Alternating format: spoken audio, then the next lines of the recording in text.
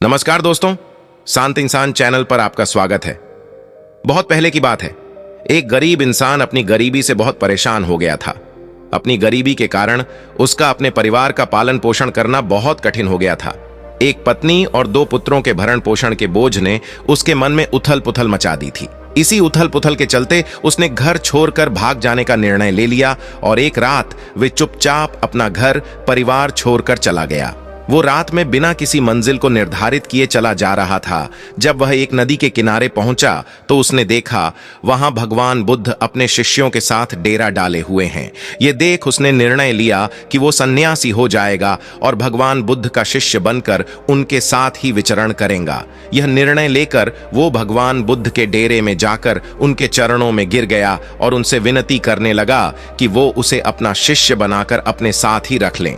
भगवान बुद्ध ने उस गरीब इंसान पर कृपा करके उसे अपना शिष्य बना लिया।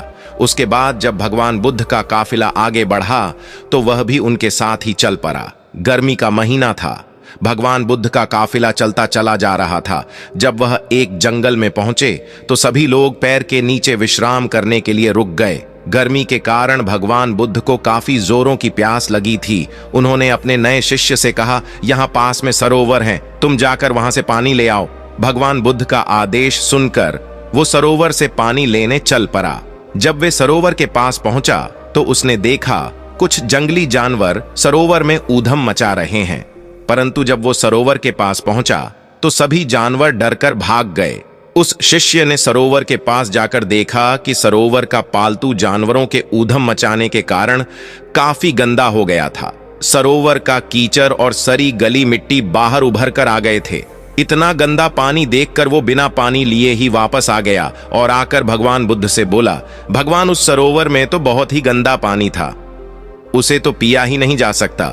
शिष्य की बात सुनकर भगवान बुद्ध कुछ देर तक कुछ नहीं बोले। फिर उसे कहा, जाओ उसी सरोवर से जाकर पानी ले आओ।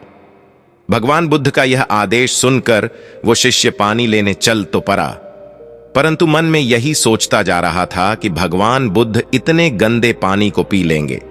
जब वह चलता हुआ सरोवर के पास पहुंचा तो यह देखकर चकित रह जाता है कि सरोवर का पानी निर्मल और स्वच्छ हो गया है।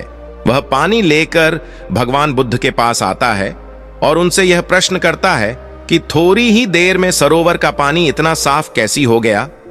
तब भगवान बुद्ध ने उसे समझाते हुए कहा, जब जानवर पानी में ऊधम मचा रहे थे तब उसका कीचड़ उभर आया था, परंतु कुछ देर शांत रहने पर कीचड़ वापस नीचे बैठ गया और पानी फिर से निर्मल हो गया।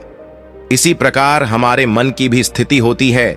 जीवन की भागदौड़ और कठिनाइयां हमारे मन में उथल पुथल पैदा कर देती हैं और तब हम गलत निर्णय लेते हैं।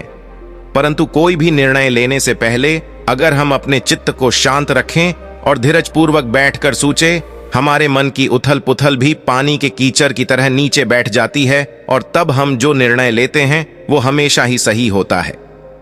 इस बुरे समय में इंसान को कभी भी धीरज नहीं खोना चाहिए।